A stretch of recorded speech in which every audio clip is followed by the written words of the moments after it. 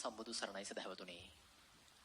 ලෝකයේ පවතින්නේ නිරතුරුවම අපව අකුසලයේ දෙසට යොමු කරන ස්වභාවයකයි. අපේ සිතට අකුසල සිතුවිලි අනායාසයෙන් ඇතුළු වුවත් කුසල සිතුවිලි උපදවා ගැනීමට ආයාසයක් දැරීමට සිදුව ඇත්තේ බැවිනි.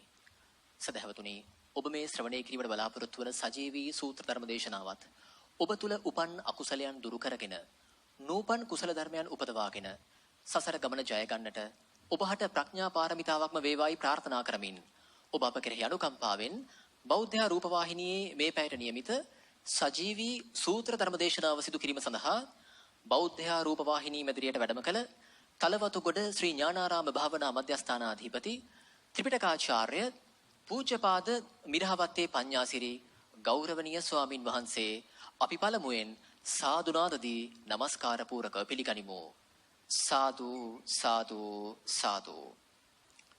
සදහවතුනි, ලොව ඇති දානයන් අතරින් උතුම්ම දානය වන ධර්ම දානමය පින්කම සඳහා දවසේදී සදැහැති දායකත්වයෙන් ක්‍රියා කරනවා හෙට්ටිපොළ ඇල්ල පදිංචි එස් ලියනගේ මහත්මිය ඇතුළු දරු පිරිස. එසේනම් මේ ආරාධනය ධර්ම දේශනාවේ දායකත්වයේ ලබාගත් පිරිසට ලෞතර අමාමෑණී සම්මා සම්බුදු පියාණන් වහන්සේට මල් පූජා කිරීමටත් ගෞරවනීය දේශකයන්න් වහන්සේට දැහැත් පිළිගන්වා ධර්ම දේශනාවට ආරාධනා කිරීමටත් ඒ අතර වාරයේදී හේවිසි කලා ශිල්පීන් විසින් ශබ්ද පූජාව පවත්වා ඇති.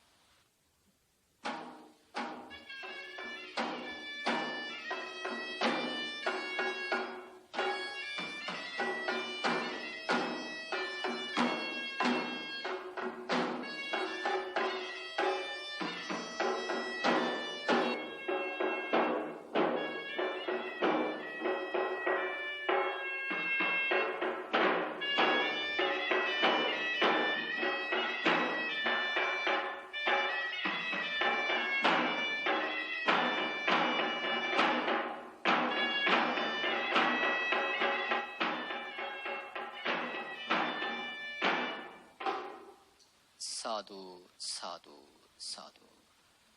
ගෞරවනීය ස්වාමින් වහන්සේ අද දවසේදී ධර්ම දේශනාව සිදු කරනු ලබන්නේ අභිධර්ම පිටකයේ විභංග ප්‍රකරණය ඇසුරෙන්. එසේනම් සදහවතුනි, ධර්ම ශ්‍රවණයට පෙර තිසරණ සහිත පංචශීලය සමාදන් වීම සඳහා අපි සැවොම සාදුනාදදී තෙවරක් নমස්කාර පාඨය කියමු. සාදු සාදු සාදු. අවසරයි ස්වාමින් වහන්සේ. නමෝ තස් භගවතු අරහතෝ සම්මා සම්බුද්දස්ස. නමෝ තස් භගවතු අරහතෝ සම්මා සම්බුද්දස්ස. නමෝ තස් භගවතු අරහතෝ සම්මා සම්බුද්දස්ස.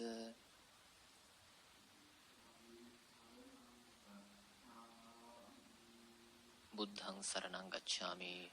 ධම්මං සරණං ගච්ඡාමි. ධම්මං සරණං ගච්ඡාමි. සංඝං සරණං ගච්ඡාමි. සංඝං සරණං ගච්ඡාමි. ဒ ුතියම්පි බුද්ධං සරණං ගච්ඡාමි. ဒ ුතියම්පි බුද්ධං සරණං ගච්ඡාමි. ဒ ුතියම්පි ධම්මං සරණං ගච්ඡාමි. ဒ ුතියම්පි ධම්මං සරණං ගච්ඡාමි. ဒ ුතියම්පි සංඝං සරණං ගච්ඡාමි. ဒ ුතියම්පි සංඝං සරණං ගච්ඡාමි. තතියම්පි බුද්ධං සරණං ගච්ඡාමි. තතියම්පි බුද්ධං සරණං ගච්ඡාමි. තතියම්පි ධම්මං සරණං ගච්ඡාමි. තතියම්පි ධම්මං සරණං ගච්ඡාමි. තතියම්පි සංඝං සරණං ගච්ඡාමි. තතියම්පි සංඝං සරණං ගච්ඡාමි. සරණාගමනං සම්පුන්නං ආමබන්තේ පානාති පාතා වේරමණී සික්ඛාපදං සමාදියාමි. පානාති පාතා වේරමණී සික්ඛාපදං සමාදියාමි. අදින්නා දානා වේරමණී සික්ඛාපදං සමාදියාමි. අදින්නා දාන වේරමණී සික්ඛාපදං සමාදියාමි.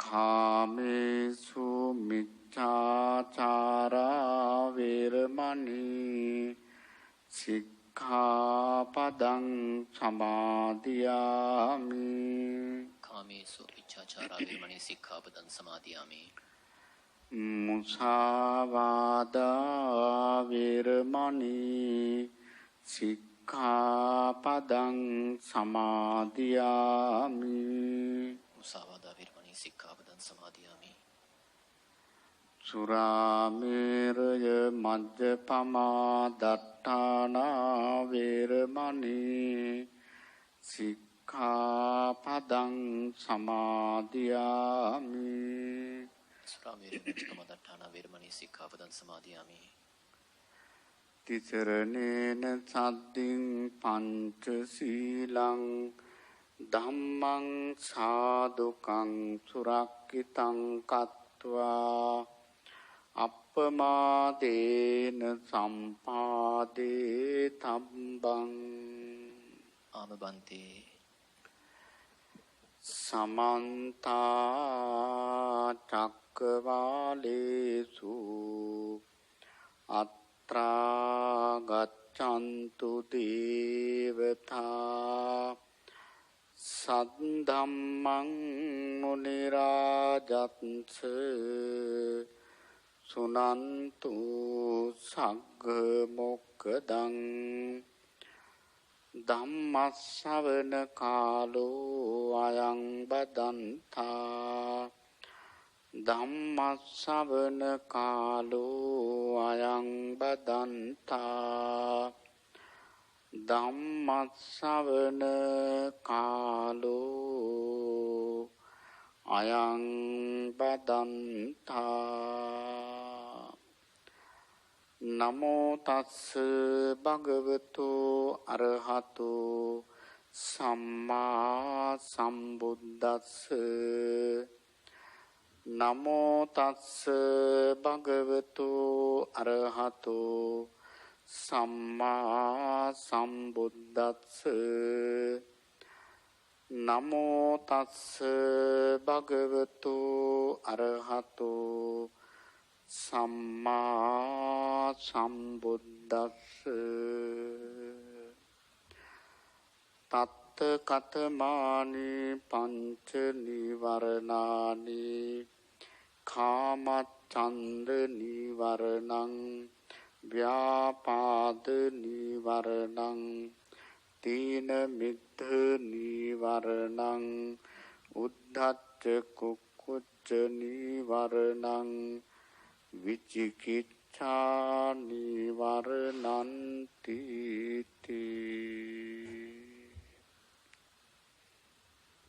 සද්ධාවන්ත කාරුණික පින්නතුනි සෑම දිනම සූදානම් වන්නේ මහා කාරුණික ධර්මරාජානන් වහන්සේ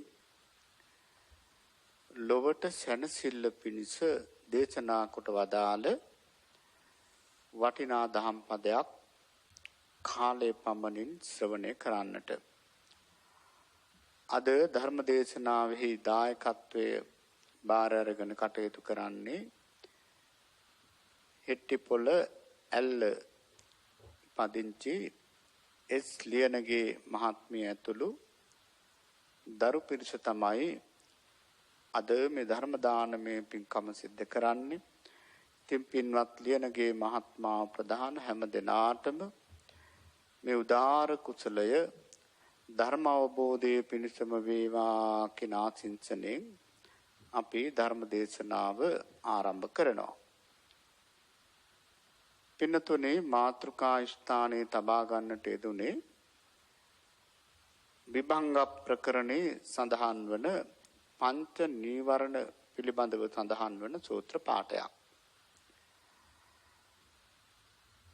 මේ පින්වත් හැමදෙනාම දන්නවා තථාගත ධර්මයේ තුලින් යථාර්ථයට යන්නට අත්‍යවශ්‍යම දේ තමයි අවබෝධය.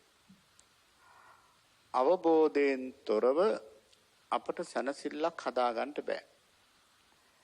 එහෙමනම් නිවන වළක්වන මේ ධර්මයන් පිළිබඳව අපි ඒකාන්තෙන් අවබෝධ කරගන්නට ඕන, තේරුම් කරගන්නට ඕන.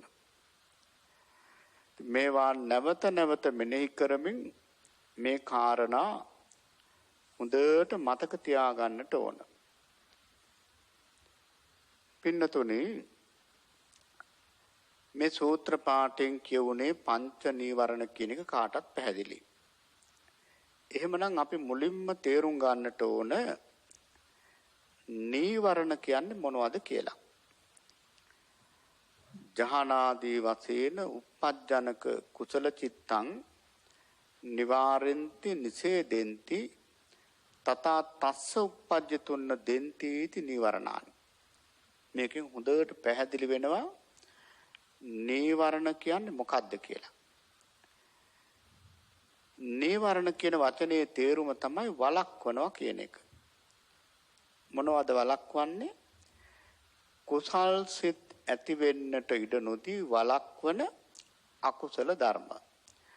විශේෂයෙන් ධ්‍යාන සිත් ආදී ඇති වෙන්න ඉඩ දෙන්නේ නැහැ.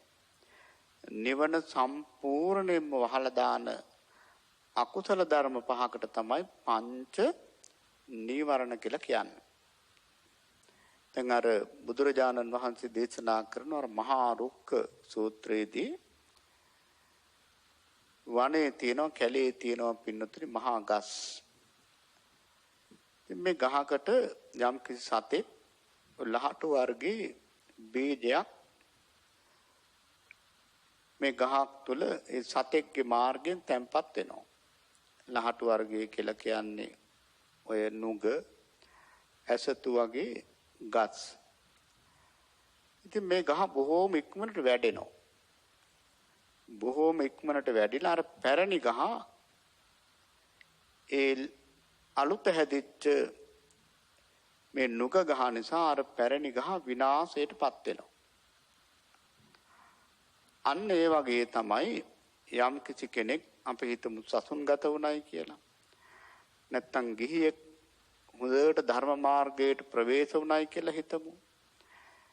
ඉතින් මේ ධර්ම මාර්ගයේ යම් තාක් දුරට පුරුදු කරගෙන එනකොට මේ නීවරණ ආවොත් අර පැවිදි ජීවිතේ ඒ වගේම අර ධාර්මික ජීවිතේ සම්පූර්ණයෙන්ම විනාශ වෙලා යනවා.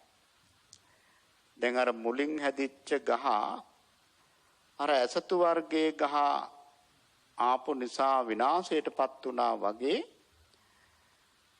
මේ පංච නීවරණ යම් කිසි හිතක වැඩ කරනවා නම් අනිවාර්යයෙන්ම ඒ පුජ්‍යලයා විනාශ භාවයටපත් වෙනවා. එහෙමනම් මේ පංච නීවරණ පිළිබඳව අපි කරුණු දැන ගැනීම හරියම වටිනවා. කාලයේ පමණින් අපි පළවෙනි නීවරණය ගැන කතා කරොත් කාම ඡන්ද නීවරණය. පින්නතුනි, කාමය, කාමයට තියෙන කැමැත්ත, කාම ඡන්ද. එතකොට මේ ඡන්දය කියලා කිව්වහම මේ ඡන්දේ කුසල ඡන්දේ පැත්තට යන අවස්ථා තියෙනවා. හැබැයි මෙතන ඡන්දේ කියලා කියන්නේ නම් අකුසල. කාමයට තියෙන දැඩි රුචිකත්වය. පංචසු කාම ගුණේසු අදිමත්තරාග සංකාතෝ කාමෝ යේව ඡන්දනට්ඨේන ඡන්தோ ചാති කාමච්ඡන්தோ. කාමය කියලා කියන්නේ මේ පස්කම් බැඳීමෙහි තියෙන අධික ඇල්ම. ඉතින් මේ අධික ඇල්ම සාමාන්‍යයෙන් අලුත් දෙයක් නෙවෙයි. පුතත්ජන හැම සත්වයක්ම රූප, ශබ්ද, ගන්ධ, රස, ස්පර්ශ කියන මේ පංචකාමයන්ගේ ඇලී ගැලී තමයි පවතින්නේ. දැන් ඒක අටුවාවල විස්තර කරනවා.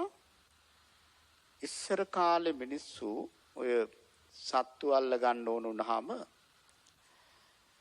ඒ කියන්නේ වැඩිකම් කරන, දඩයම් කරන මිනිස්සු වඳුරෙක් අල්ල ගන්න ඕන වුණාම වඳුරා ගැවසෙන තැනට ලහටු වර්ගයක් තියෙනවා. කියන්නේ ඇලෙන జాතියක්. මේ ලහටුව වෙත ආපු වඳුරා ඉස්සෙල්ලම එක අතකින් ගහනවා. එක අතක් කියලා කියන්නේ අපි හිතමුකෝ ඉස්සරහා කකුලෙන් එකකින් ගහනවා. එතකොට මේක ඇලෙනවා. ඊළඟ කකුලෙන් ගහනවා ඒකත් ඇලෙනවා. ඊළඟ පිටිපස්සේ කකුලකින් ගහනවා ඒ කකුලත් ඇලෙනවා. ඊළඟට අනිත් කකුලෙම ගහනවා දැන් අතපය හතරම ඇලිලා. දැන් මේ වඳුරට ගැලවෙන්න ඌ මොකද කරන්නේ? මූණෙමුත් ගහනවා. මූණත් ඇලෙනවා. අන්න ඒ වගේ තමයි මේ පුතත්ජන පුජ්‍යලයා රූප, ශබ්ද, ගන්ධ, රස, ස්පර්ශ කියන මේ පංච කාමයන්ට පින්නතුනි ඇලිලා ගැලිලා තමයි කාලය ගත කරන්නේ. ඒක තමයි ස්වභාවය. ඉතින් අපි මේ පංච කාමයන් පිළිබඳවත් විශේෂයෙන්ම තේරුම් ගන්න ඕන. පංච කාමය කියලා කියන්නේ දැන් මේ පින්නතුල්ලා අපි හඳුන්වන්නේ පස්කම් සැප විඳින අය කියලා. පස්කම් සැපේ කියලා කියන්නේ මොනවද? රූප, ශබ්ද, ගන්ධ, රස, ස්පර්ශ කියන මේ පහ. මේ පංචකාමයේ ස්වභාවය තමයි මේක ලබා ගන්නකන් තමයි වටින්නේ. ලබා ගත්තට පස්සේ මේක ඇති දෙයක් නෑ. එහෙමනම් මේක අපි හොඳට තේරුම් ගන්න ඕන. දැන් බලන්න අපි සැප විඳිනවා, දුක් විඳිනවා කියලා කියන්නේ පංචකාමයේ. දැන් බලන්න කෙනෙක් ඇහැට ලස්සන රූප දකිනවා නම් ඔන්න සැප. කනට තමන් කැමති මිහිරි හඬ අහන්න ලැබෙනවා නම් ඔන්න සැප. නාසයට තමන් කැමති ආග්‍රහණ ලැබෙනවා නම් ඔන්න සැප. දිවට තමන් කැමති රස ලැබෙනවා නම් ඔන්න සැප. කයට තමන් කැමති පහස ලැබෙනවා නම් ඔන්න සැප. ඒක සැප කියලා කියන්නේ මහ ලොකු කද්දක් නෙවෙයි නේද? සැප කියලා කියන්නේ තමන් කැමති රූප, ශබ්ද, ගන්ධ, රස, ස්පර්ශ ටික ලැබෙන ඔන්න සැප. ඒතර දුක කියන්නේ මොකක්ද? දුක කියන්නේ ඔය ඇස කන නාසය දිව ඊළඟට ඔය කය කියන ඔය පංච ඉන්ද්‍රියට තමන් අකමැති දේවල් ලැබෙනවා නම් ඔන්න දුකයි. ඒ කියන්නේ තමන්ගේ ඇහැට තම අකමැති රූප ලැබෙනවා. අකමැති ශබ්ද, අකමැති ගන්ධ, අකමැති රස, අකමැති පහස. ඔන්න දුක් විඳිනවා කියලා කියනවා. එහෙමනම් මේ දුකයි සැපයි කියලා කියන්නේ මේ පංචේන්ද්‍රයන්ට කැමැති ටික ලැබෙනවා නම් සැපයි, අකමැති ටික ලැබෙනවා නම් දුකයි. එහෙමනම් පින්නතුනි මේ කාමච්ඡන්දය කියන චෛතසිකය අතර සිතුවිල්ලක් තමයි. සිතුවිල්ලක් වුණාට මේක ඊටාම බරපතල චෛතසිකයක්. මොකද මේ චෛතසිකය නිසා තමයි මේ කාමච්ඡන්දය නිසා තමයි මේ අනවරාග්‍ර සංසාරේ අපි ඉපදී මෙරි මේ දීර්ඝ ගමනක් යන්නේ.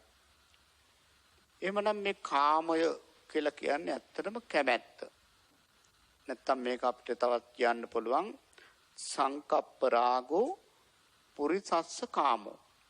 කාමය කියලා කියන්නේ ඇත්තට සංකල්පයක්. නේතේ කාමා යානි චිත්‍රානි ලෝකේ. දැන් මේ ලෝකේ තියෙනවානි ලස්සන දේවල්, විචිතුරු දේවල්. ඒ විචිතුරු දේවල් ඇතුලේ මේ කාමය තියෙනවද? විචිතුරු දේවල් ඇතුලේ කාමය නැහැ. ඒ දෙස බලලා අපි ඇති කරගන්න සිතුවිල්ලේ තමයි මේ කාමය තියෙන්නේ. ඉතින් බුදුරජාණන් වහන්සේ වදාරනවා මහණෙනි මේ කාමය කියලා කියන්නේ හරියට මස් කට්ටක් වගේ. දැන් බල්ලෙකුට මස් කට්ටක් හම්බුනහම බල්ලා මේක හපනවනේ නේද? ලෙව කනවා. හැපුවයි ලෙව කෑවයි කියලා බල්ලට ලැබෙන දෙයක් තියනවද? ලැබෙන දෙයක් නැහැ. නමුත් බල්ලා මේක අතහරිනවද? අතහරින්නෙත් නැහැ. ඒ වගේ තමයි ඉතින් අපිට. ලැබෙන දේකුත් නැහැ බලපුවාම අතහරින්නෙත් නැහැ. ඊළඟට බුදුරජාණන් වහන්සේ වදාරනවා මහණෙනි මේ කාමය කියලා කියන්නේ හරියට සිහිනයක් වගේ. කාමය කියන්නේ ආසාවනේ. ඒතර මේ කාමය කියලා කියන්නේ සිහිනයක් වගේ. දැන් අපිට සිහිනෙන් නටන්න පුළුවන්, ගයන්න පුළුවන්, වයන්න පුළුවන්. ඕනනම් අපිට සිහිනෙන් රජ වෙන්නත් පුළුවන්. හැබැයි ඇහැරිලා බලනකොට හිටපු විදිහමයි. ඉතින් බුදුරජාණන් වහන්සේ වදාරනවා මහණෙනි මේ කාමය කියලා කියන්නේ හරියට මොකක් වගේද? සිහිනයක් වගේ. දැන් බලන්න පින්නතුනේ මේ ඇත්තොත් මේ ජීවිතවල යම් යම් ආසාවන් ලැබපු අය නෙමේ ඉන්නේ. හිතලා බලන්න මේ ලැබපු ආසාවන් සිහිනයක් වගේ නෙවෙයිද කියලා. සිහිනයක් වගේ නෙවෙයිද? සිහිනයක් වගේ තමයි. ඊයේ ලැබපු දේ අද සිහිනයක් නේ. බලන්න අපේ බුදුරජාණන් වහන්සේගේ අවබෝධය. බුදුරජාණන් වහන්සේ වදාරනවා මහණෙනි මේ කාමය කියලා කියන්නේ හරියට සිහිනයක් වගේ එකක්. එහෙමනම් පින්නතුනි හැබැයි ඉතින් පුතත්ජන සත්වයා ධර්මයේ පිළිබඳව අවබෝධයක් නැත්තම් සිහිය දිනු කරලා නැත්තම් යෝනිසෝ මනසිකාරයක් පුරුදු කරලා නැත්තම් ඒ කෙනාට පින්නතුනි කැමැත්තට වඩා කාමයට වඩා වටින දෙයක් තවත් නැහැ. ඒ නිසා අපිට සාමාන්‍යයෙන් එකපාරම මේ කාමය නැති කරනවා කියන එක ලේසි වැඩකුත් නෙවෙයි. මේ කාමයේ ස්වභාවය තමයි දැන් අපේ අම්මලා එහෙම කියනවා දැන් මං ඔක්කොම අතහැරලා ඉන්නේ. මං දරුවෝ දැන් අතහැරලා දරුවන්ට මගේ බැඳීමක් නැහැ. මේ දේපලට මොකටවත් මගේ බැඳීමක් නැහැ. එහෙම කියන අවස්ථා තියෙනවා. හැබැයි පින්නතුනි මේ කාමය කියලා කියන්නේ හරීම සූක්ෂමයි. අපි යමක් අතහරින්නේ තව යමක් අල්ලගෙන. දැන් බලන්න අපි පුංචිම කාලේ අපිට අම්මා තාත්තා නැතුව ඉන්න බෑනේ. අම්මා තාත්තා ගෙදරින් එළියට යනකොට අපි අඬනවා. හැබැයි ටිකක් බහ තේරෙන කාලය ඇවිල්ලා යාළුවෝ එහෙම හම්බුනහම අර බැඳීම ටිකක් අඩු වෙනවා. අර බලන්න යාළුවන්ට බැඳීම යනවා අම්මා තාත්තා ටිකක් මග හැරෙනවා. ඊළඟට ඔන්න කසාද බඳිනවා. කසාද බඳිනකොට අම්මා තාත්තා අමතක වෙනවා ස්වාමියා බිරිඳට බැඳෙනවා. අර බලන්න අතන අතහැරුණ තව තැනක් අල්ලගත්තා. කසාද බඳලා කාලයක් යනකොට ළමයි හම්බෙනවා. ඉතින් ළමයින්ට බැඳෙනවා ස්වාමියා අමතක වෙනවා. අර බලන්න අපි සාමාන්‍යයෙන් කරන්නේ යමක් අතහැරලා තව යමක් අල්ලගන්න එක. ඊළඟට ඔන්න දැන් ආච්චිලාට සියලාට අමුතු ලෙඩක් තියෙනවානේ. මොනුබුරු මිනිබිරියන්ට බැඳෙනවා දරුවන්ටත් වඩා. ඉතින් දරුවෝ අතහැරෙනවා අර පුංචි දරුවෝ අල්ල ගන්නවා. තේ ළමයි පුංචිම කාලේ ආච්චි සීයා කියන විදිහට ඉන්නවා. හැබැයි ටිකක් තේරෙනකොට අර වයසක අය කියන දේවල් අහන්නේ නැහැ. එතකොට ආච්චිලා සීලා අපි ළඟට ඇවිල්ලා කියනවා ඉස්සර මේ ළමයි හරි හොඳයි. දැන් කිසිම දෙයක් කියන දෙයක් අහන්නේ. එහෙම කියන අවස්ථා තියෙනවා. අර බලන්න දැන් දරුවා කෙරෙහි කලකිරෙනවා අර මොනුබුරා මිනිබිරිය කෙරෙහි. දැන් හිතනවා දැන් ධර්මය අල්ලන්න ඕන කියලා. උන් ඉතින් ධර්මය අල්ල ගන්න බලනවා. ධර්මය අල්ලන්න ගියාම එක්ක පන්සලක් අල්ල ගන්නවා නැත්නම් වෙන මොන හරි අල්ල ගන්නවා. ඒක තමයි පින්නතුනි මේ කාමයේ ස්වභාවය. මේ කාගේවත් වැරැද්දක් කියනවා නෙවෙයි. මේකේ ස්වභාවය ඒකයි. එතකොට මේ කාමය හටගන්නේ ස්පර්ශය නිසා කෙනෙක් අපේ පින්නතල දන්නවා. ස්පර්ශය කියලා කියන්නේ දැන් මේ ඇහැයි රූපයයි සිතයි එකතු වුණා නම් ඒක ඇහි ස්පර්ශය. කනයි ශබ්දයයි හිතයි එකතු වුණා නම් ඒක කනේ ස්පර්ශය. නාසයයි ගඳ සුවඳයි හිතයි එකතු වුණා නම් ඒක නහයේ ස්පර්ශය. දිවයි රසයයි හිතයි එකතු වුණා නම් ඒක දිවේ ස්පර්ශය. කයයි පහසයි සිතයි එකතු වුණා නම් ඒක කයේ ස්පර්ශය. ඉතින් එහෙමනම් පින්නතුනේ මේ ස්පර්ශය නිසා තමයි මේ කාමේ හටගන්නේ. දැන් බලන්න ඇහෙන් රූපයක් දැකලා ආසාවක් ඇති වෙනකොට නැත්නම් කැමැත්තක් ඇති වෙනකොට තමයි මේ කාමේ හටගන්නේ. දැන් බලන්න ඇහැයි රූපයයි නැතුව ඊළඟට සිතයි නැතුව අපට රූප දකින්න බෑනේ. එහෙමනම් රූප දැක්කහම ආසාව හට ගන්නවා. කාමේ හට ගන්නවා. එහෙමනම් මේ පින්වත් හැම කෙනෙක්ම තේරුම් ගන්න ඕන මේ කාමය හටගන්නේ ස්පර්ශය නිසා කියන එක. එතකොට මේ කාම ඡන්දය ගැන මේ සූත්‍ර දේශනාවේ සඳහන් වෙනවා. මේ කාම ඡන්දය හටගන්නේ කරුණු දෙකක් නිසා. දැන් මේ නීවරණය. ඒ කරුණු දෙක තමයි අයෝනිසෝ මනසිකාරයත් සුබ නිමිත්තත්. සුබ නිමිත්තම් භික්කවේ අයෝනිසෝ මනසිකාරෝතෝ. සුබ අරමුණක් දැක්කහම අනුවණින් නොමගින් මෙනෙහි කරනවා. ශාලත්තනයි හොඳයි. මේක මන් සතු කරගන්න ඕන. ඔන්න එතකොට කාමය හට ගන්නවා. එතකොට මේ කාමය මැඩපවත්වන්න තියෙන එකම බෙහෙත තමයි අසුබ භාවනාව. නත්ති ඒතා දිසම්මිත්තං යතා කාය ගතා සති. අනන්දමා හිමියන් වහන්සේ වදාරනවා රාග ප්‍රහාණයට තියෙන හොඳම බෙහෙත තමයි මොකද්ද? අසුබය. අසුබය කියලා කිව්වහම පින්නතුනේ මේ දෙතිස් කුණපය. දැන් බලන්න මේ දෙතිස් කුණප භාවනාව අසුබ භාවනාව වටිනාම භාවනාවක්. මේ බුද්ධ ශාසනයේ වැඩියෙන්ම නිවන් අවබෝධ කරගෙන තියෙන්නේ අසුබ භාවනාව වඩලා. දැන් බලන්න එදා බුදුරජාණන් වහන්සේගේ කාලේ ඉඳලාම පින්නතුනේ පැවිදි කරනකොට ඒ පැවිදි කරන ප්‍රවෘජිතයාට ඉස්සෙල්ලාම කෙස් ටිකක් කපලා අතර දෙනවා. අතර දීලා කියනවා මේ කෙස්වල තියෙන පටික්කුල පිළිකුල් සංඥාව මේක බලන්න. මේක හොඳට බලන්න. ඉතින් පින්වන්තේ කර කෙස් ටික බාලා අතේ තියාගෙන අර භාවනාව කරනකොට කේසා කියලා කෙස්රවුල් ටික බාලා විරනකොට නිවන් අවබෝධ කරනවා. දැන් ඔය අපේ බණ පොතේ තියෙන බණ කතාවල අහවල් ස්වාමීන් වහන්සේ කෙස්රවුල් ටික බානකොටම නිවන් දැක්කා කියන්නේ මේ නිකන් නෙවෙයි. මෙන්න මේ තත පංචක කර්මස්ථානේ වඩලා. එතකොට පින්නතුනේ සිවුරපටිය කරට දාපු ගමම්ම දෙන කර්මස්ථානේ ආචාර්යවරයා අර ප්‍රවෘජිතයාට මුලින්ම දෙන කර්මස්ථානය තමයි කේසා ලෝමා නකා දන්තා තතෝ මේ විදිහට අනුලෝම ප්‍රතිලෝම වශයෙන් කියවනවා.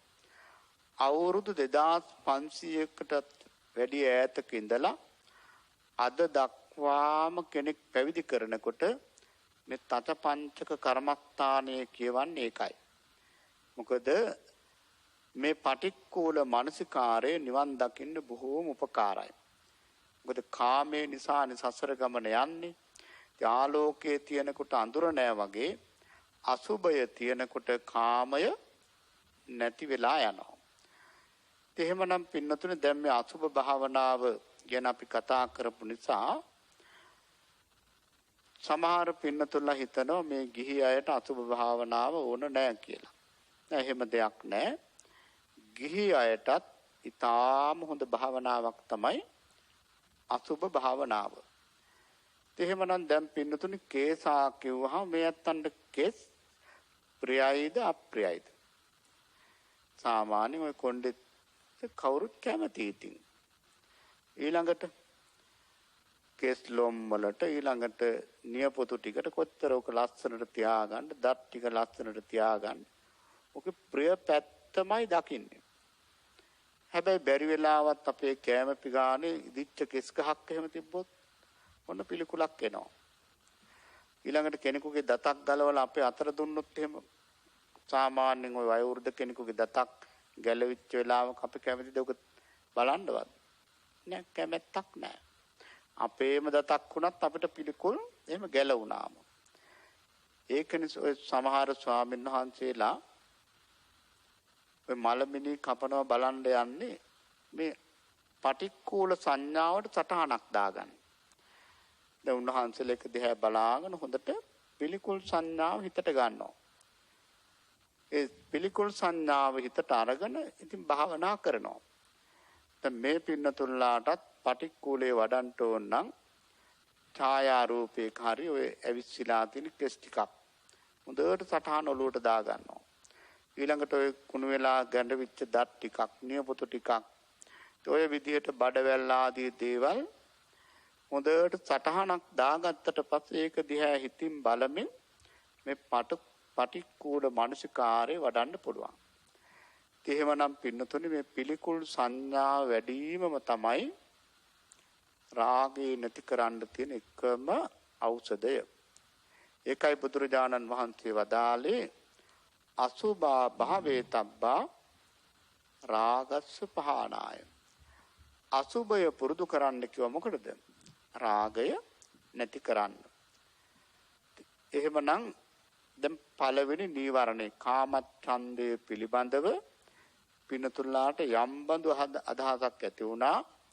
කාමේ හටගන්නේ මෙහෙමයි, කාමේ නැති කරන්නේ මෙහෙමයි කියලා. ඊළඟට ව්‍යාපාදේ. ව්‍යාපජ්ජති විනස්සති තේන චිත්තං. යමක් හේතු කරගෙන සිත විකෘතියට විනාශයට පත් වෙනවා නම් ඒකට කියන ව්‍යාපාදේ කියලා. මුලින්ම හිතේ කැළඹීමක් නැති වෙන්නේ ඒකට අපි ද්වේෂය කියලානේ කියන්නේ නේද? ද්වේෂය ටික අවස්ථාවකින් ව්‍යාපාදයක් බවට පත් වෙනවා. අහවලාට මෙහෙම වේවා අරම වේවා කියන ඉතින් ප්‍රාර්ථනාව. කෙනෙකුට හොඳක් වෙනවට කැමති නැහැ ව්‍යාපාදේ. ඊළඟට ඉතින් ඔක ක්‍රෝධේ බවට පත් වෙනවා.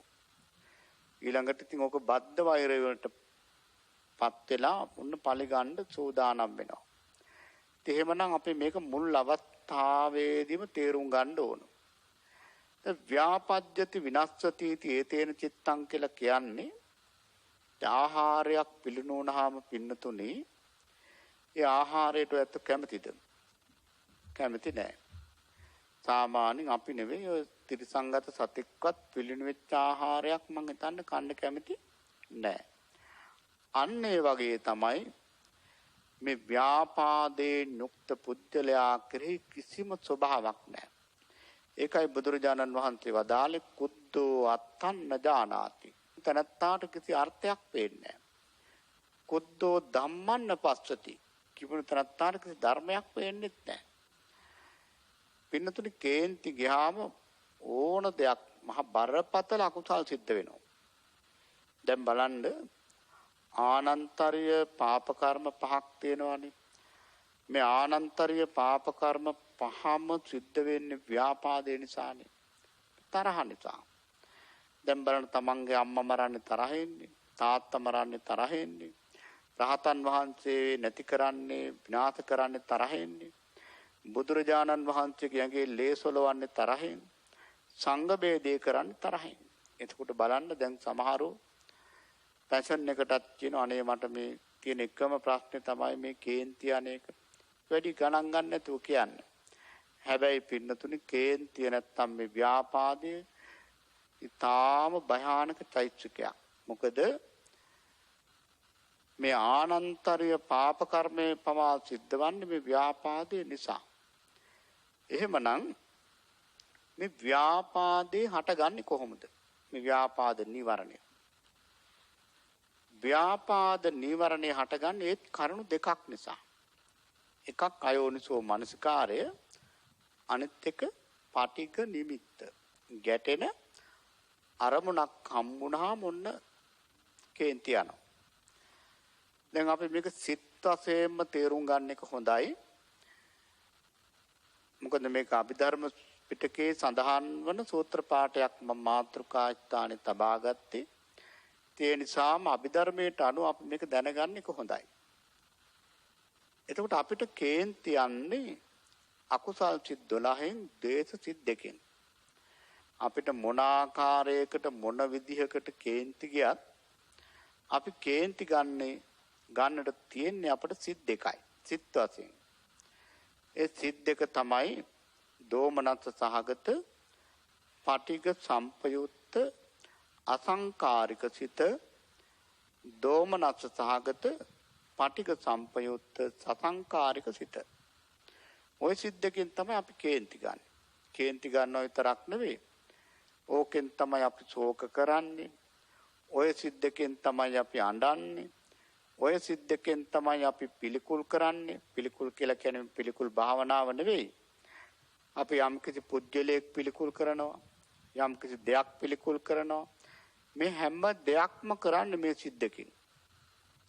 එහෙමනම් බලන්න මේ සිද්දක ටිකක් අපි තේරුම් ගන්න මහන්සි ගන්නෙමු. දෝමනස්ස සහගත පටිඝ සම්පයුක්ත. ගැටෙන අරමුණක් හම්බුනහම එකපාරම අපට කේන්ති යනවා. කොහොමද දෝමනස්සේට හිතපත් වෙනවා? එකපාරම කේන්ති යනවා. මේක තමයි පළවෙනි හිත. ඉතින් ඔය පාලියෙන් ඕක තිබ්බට ඔය ටික තමයි කියවෙන්නේ. ඔන්න හිත දොම්නස් වෙනවා. ඒකට හේතුව ගැටෙන අරමුණක් හම්බුණා. අසංකාරික කියලා කියන්නේ එකපාරම කේන්ති යනවා. ඔන්න පළවෙනි හිත. දෙවෙනි හිත කොහොමද? දෙවෙනි හිත පින්නතුනේ දෝමනස්ස සහගත අර විදිහමයි ගැටෙන අරමුණක් පටිඝ සම්පයුක්ත ගැටෙන අරමුණක් හම්බුනහම හිත දොම්නස් වෙනවා. ඊළඟට හැබැයි ටිකක් කේන්ති ගන්න මේ අකුසල සිත පහළ වෙන්න ටිකක් පසු බහිනවා. පසු බහිනකොට ඔන්න ළඟ ඉන්න කෙනෙක් පොහොර දානවා. ඔහොම ඉන්න එපා. ඔහොම හිටියොත් හරි ප්‍රශ්නයක්.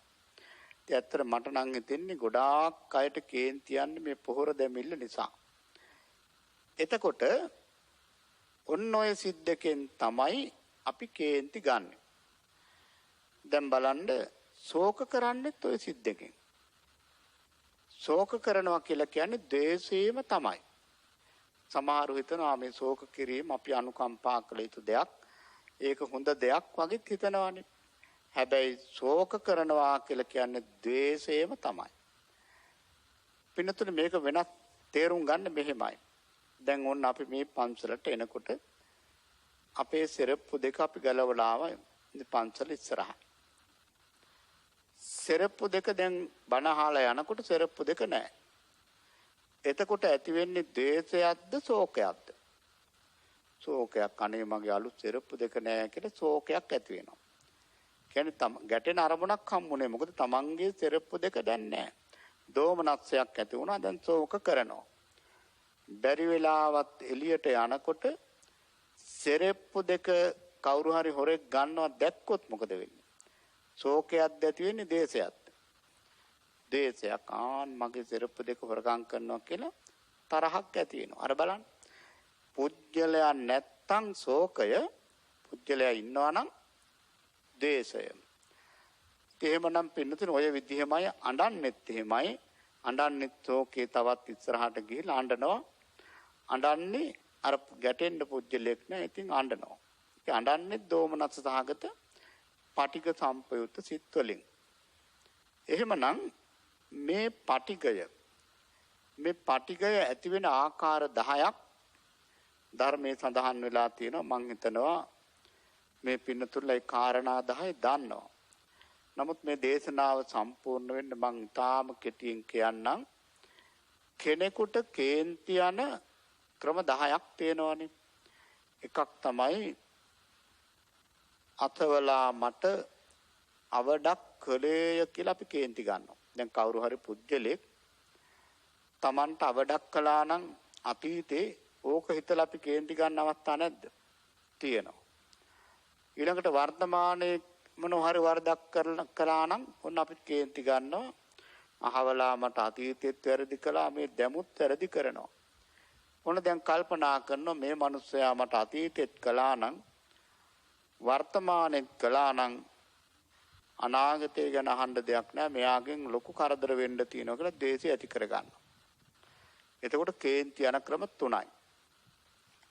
ඊළඟට තමන්ගේ දරුවෙකුට, තමන්ගේ හිතවතෙකුට, තමන්ගේ ස්වාමියාට, බිරිඳට, තමන් ප්‍රිය කරන කෙනෙකුට අර විදිහටම අවඩක් කළේය කරයි කරන්නේ සිටීමෙන්. ඒ කියන්නේ අතීත වර්තමාන අනාගත කියන කාලත්‍රයෙන් හිතීමෙන් ක්‍රෝධයේ උපදින ක්‍රම 3යි. එතකොට 6යි. ඊළඟට පින්නතුනේ තමන්ගේ හතුරෙකුට අපි හිතමු දැන් සහෝදරයෝ දෙන්නෙක් ඉන්නවා. එක සහෝදරෙක් පුජ්‍යලෙක් එක්ක හොඳටම තරහයි. හැබැයි අනිත් සහෝදරයා ඒ තරහකාරයාට තමන්ගේ සහෝදරයත් එක්ක තරහ වෙලා ඉන්න තරහකාරයාට අතීතේ උදව් කරනවා. ඉතින් අර අනිත් සහෝදරයාට හොඳටම කේන්ති මේ සහෝදරෙක් වෙලත් මගේ හතුරට උදව් කරනවානේ කියලා උන කේන්ති ගන්නවා. ඉතින් වර්තමානයේ උදව් කරනවා නම් ඒක දැකලා කේන්ති ගන්නවා. එයා කල්පනා කරනවා මගේ සහෝදරයා මගේ හතුරාට අතීතෙත් උදව් කළා. ඒ වගේම වර්තමානෙත් උදව් කරනවා. එහෙනම් අනාගතෙත් ඒකාන්තයෙන් උදව් කරනවා කියලා කේන්ති ගන්නවා. එතකොට ක්‍රෝධයේ උපදින ක්‍රම 3යි ඔක්කොම 9යි. මෙන්න මේ 9ට අත්තාන කෝපය එකතු කරාම 10ක් වෙනවා.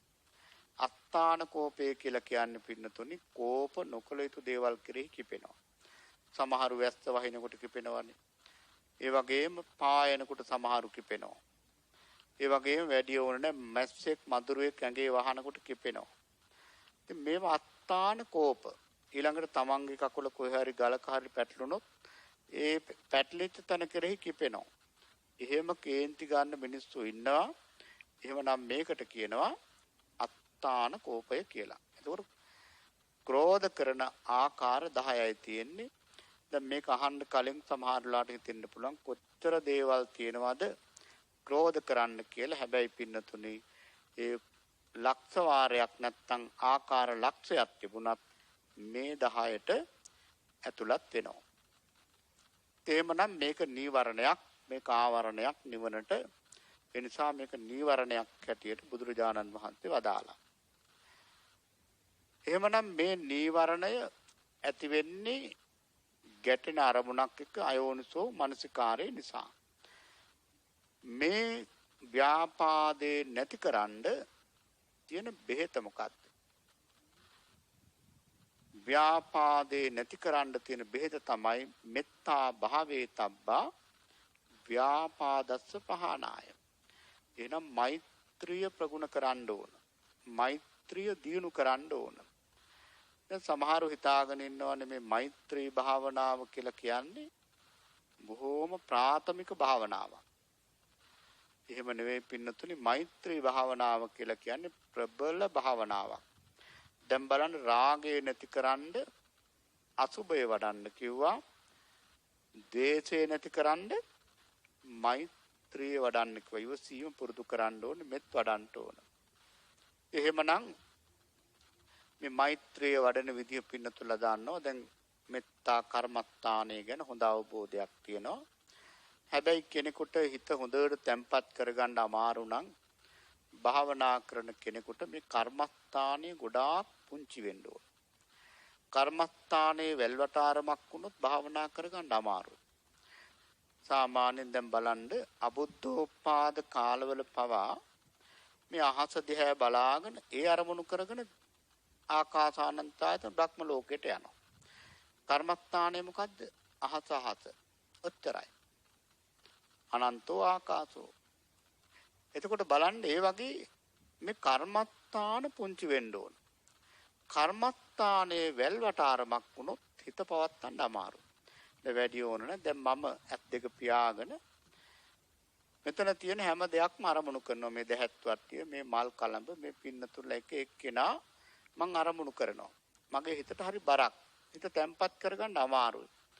නමුත් මං එක දෙයක් අරමුණු කරනවා, මේ දැහත් වට්ටිය විතරක්. එහෙමනම් හිත එතන පවත්වන්න බොහොම පහසුයි.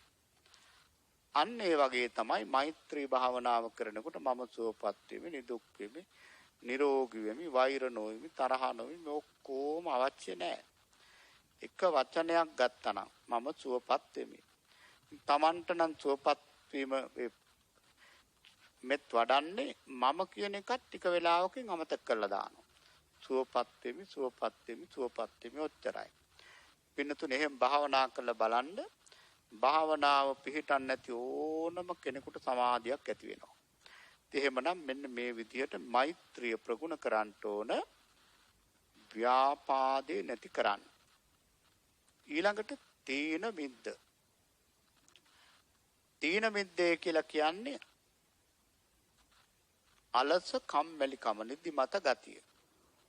තීනේ කියන්නේ හිතේ හැකිලිච්ච ස්වභාවය, මිද්දේ කියලා කියන්නේ චෛතසිකයන්ගේ හැකිලිච්ච ස්වභාවය. හැබැයි හොඳට මතක තියාගන්න ඕන මේ චෛතසික දෙකෙන්ම කරන්නේ චිත්ත චෛතසික හකුලන එක. එහෙම නැතු කය හකුලන එකක් මේකෙන් කරන්නේ නැහැ. එහෙමනම් මේ තීන මිද්දේ ඇති වෙන්නට හේතුව මොකද්ද? තීන මිද්දේ ඇති වෙන්න හේතුව තමයි පින්නතුනේ අරතිය.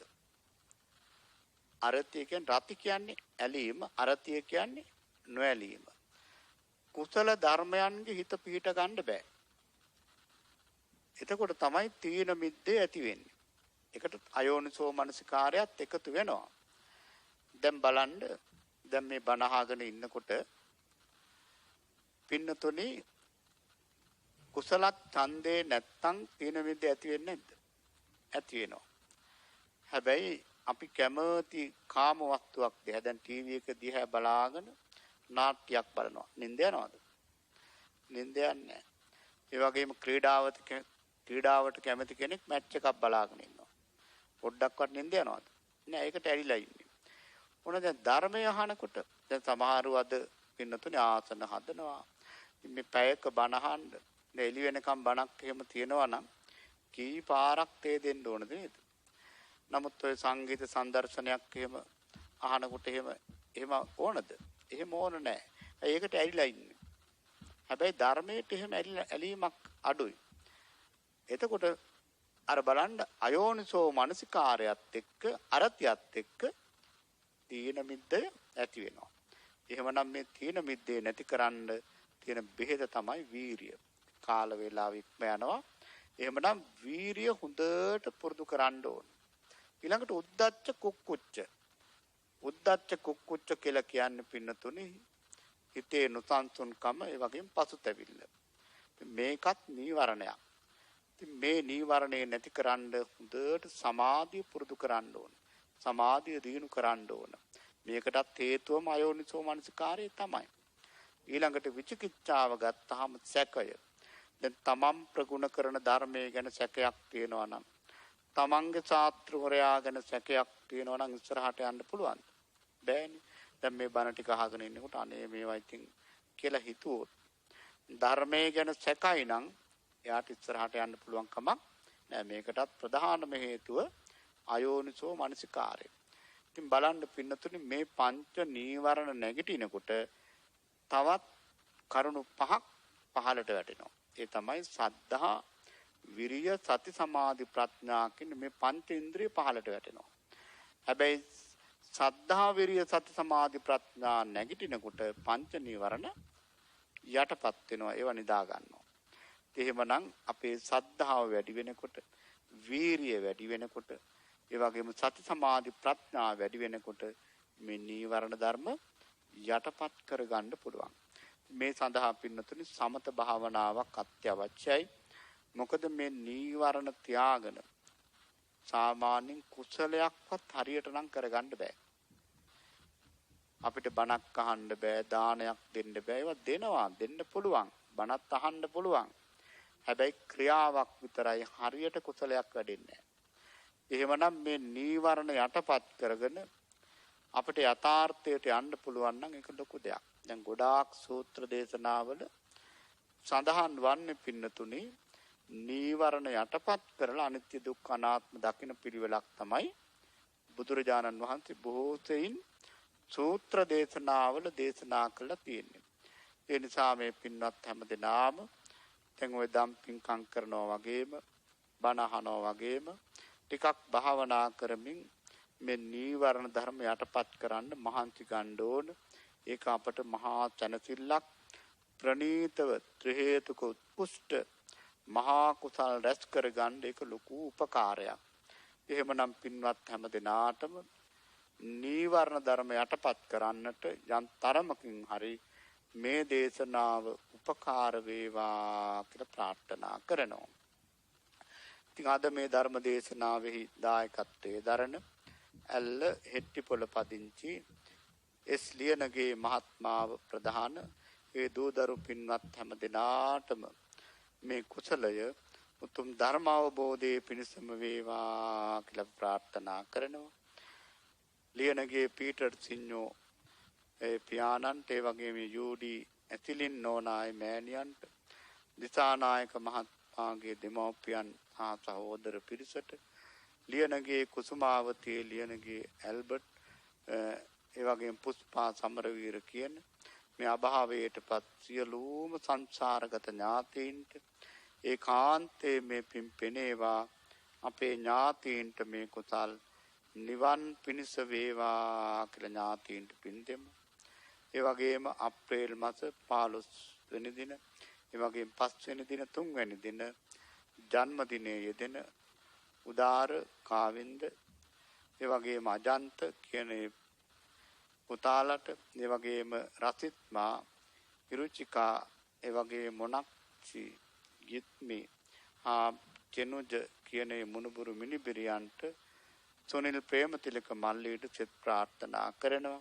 ඒ වගේම දිසානායක මහත්මයා, ලීලාවතී සෝමරත්න මැදගෙදර, මැදගෙදර කියන මේ නම් සඳහන් සියලුම හිතවත් හැම දිනාටම නිදුක් නිරෝගී භාවය චිර ජීවනයේ සැලසේවා කියලා ප්‍රාර්ථනා කරනවා.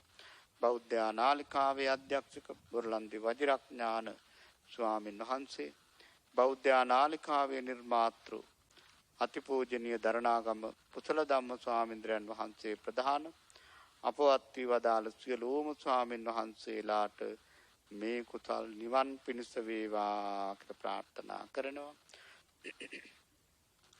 ශක්දෙව්දුන් ප්‍රධාන සියලුම දිව්‍ය රාජ මණ්ඩලයට මේ කුසල් පෙනේවා. දෙවියන්ටත් මේ කුසල් නිවන් පිණිස වේවා. අවීචයේ පටන් භවාග්‍රේම දක්වා විසෙන සියලු සත්ත්ව ප්‍රජාවට මේ කුසල් පෙනේවා. සියලුම සත්වෝ නිදුක් වේවා, නිරෝගී වේවා, සුවපත් වේවා. පාරමී පුරා නිවන් අවබෝධ කරගනිත්වා කියලා සැමට පින් දෙමු. අවසාන වශයෙන් පින්වත් ලියනගේ මහත්මා ප්‍රධාන මේ සම්බන්ධ වන හැම දිනාටම මෙලොව වශයෙන් නිදුක් නිරෝගී භාවය චිර ජීවනයේ සැලසේවා. ඊතා ඉක්මනින් පාරමී පුරාගෙන ජාති ආදී දුකින් අත මිදී උතුම් අමා මහ නිවන දක්වාම මේ කුසල් උපකාර වේවා කියලා කවුරුත් ප්‍රාර්ථනා කරගනිමු. ආකාසට්ටා ච බුම්මට්ටා දේවා නාග මහිද්దికා පුඤ්ඤන්තං අනුමෝදිත්වා චිරං රක්ඛන්තු ශාසනං චිරං රක්ඛන්තු දේශනං චිරං රක්ඛන්තු මං පරන්ති. සාදු සාදු සාදු. එසේනම් මේ ආරාධනය අද දවසේ සජීවී ධර්මදේශනාවේ සදැහැති දායකත්වය ලබාගත් පිරිසට ගෞරවනීය ස්වාමින් වහන්සේට පරිස්කාර පූජා කිරීම සඳහා සදහැවතුනි ලොවේ යමෙක් ඊතා ලාමක වූ දුකසේ ඉක්මවිය යුතු තෘෂ්ණාව විනාශ කරයිද ඒ පුද්ගලයා කෙරෙන් ශෝකාදිය පියුම් පත්‍රයේ නොරැඳී ගලා එන ජල බිඳුව මෙන් ගිලිහි යන බව සම්බුදු දහම අපට පෙන්වා දෙනවා. සදහැවතුනි සිත පිරිසිදු වීමෙන් සත්වයෝ පිරිසිදු වෙනවා. සිත අපිරිසිදු වීමෙන් සත්වයෝ අපිරිසිදු වෙනවා. සිත පිරිසිදුව තබා ගන්නට නම් අප කළ යුත්තේ සිතට නැගෙන රාග, ద్వේෂ, මෝහ යන අකුසල සිතුවිලි වලට වසඟ නොවි එම සිතුවිලි සංසිඳුවා ගැනීමේ මඟ පිළිවෙත ඇසුරු කිරීමයි. එසේනම් අද දවසේදී ඒ සඳහා ඔබ අපහට මඟ දෙසූ කුසල බලයෙන් තලවතුගොඩ ශ්‍රී ඥානාරාම භාවනා මධ්‍යස්ථානාධිපති ත්‍රිපිටකාචාර්ය පූජ්‍යපාද මිරාවත්තේ පඤ්ඤාසිරි ගෞරවනීය ස්වාමින් වහන්සේට ප්‍රාර්ථනීය බෝධියකින් උතුම් වූ චතුරාර්ය සත්‍ය ධර්මයම අවබෝධ වී අමා මහ නිවනින් සැනසෙන්නට හැකියාව ලැබේවායි අපි සාදු නාදදී ප්‍රාර්ථනා කර සිටිමු. සාදු සාදු සාදු. සදහවතුනි සබ්බදානං ධම්මදානං ජිනාති යන බුද්ධ භාෂිතය අනුව යමින් මෙම ධර්ම දේශනාව සඳහා සදැහැති දායකත්වයෙන් ක්‍රියා කරන්නට යෙදුනා හෙට්ටිපොළ ඇල්ල පදිංචි එස් ලියනගේ මහත්මිය ඇතුළු දරු පිරිස. ගෞරවනීය ස්වාමින් වහන්සේ අද දවසේදී ධර්ම දේශනාව සිදු කරනු ලැබුවේ අභිධර්ම පිටකයේන විභංග ප්‍රකරණය ඇසුරෙන්. මෙම ධර්ම දේශනාව නැවත වරක් හෙට රාත්‍රී 11ට බෞද්ධ රූප වාහිනිය ඔස්සේ ශ්‍රවණය කිරීමේ හැකියාව ඔබට තිබෙනවා. එසේනම් සදහැවතුනි ඒ සිහිපත් කිරීමත් සමගින් හෙට දවසේදීත් සවස 4ට මෙවැනි සජීවී සූත්‍ර ධර්ම දේශනාවකින් ඔබ හමු වන බලාපොරොත්තුවෙන් අපි ඔබගෙන් සමුගන්නවා. ඔබ සැමට සම්මා සම්බුදු සරණයි.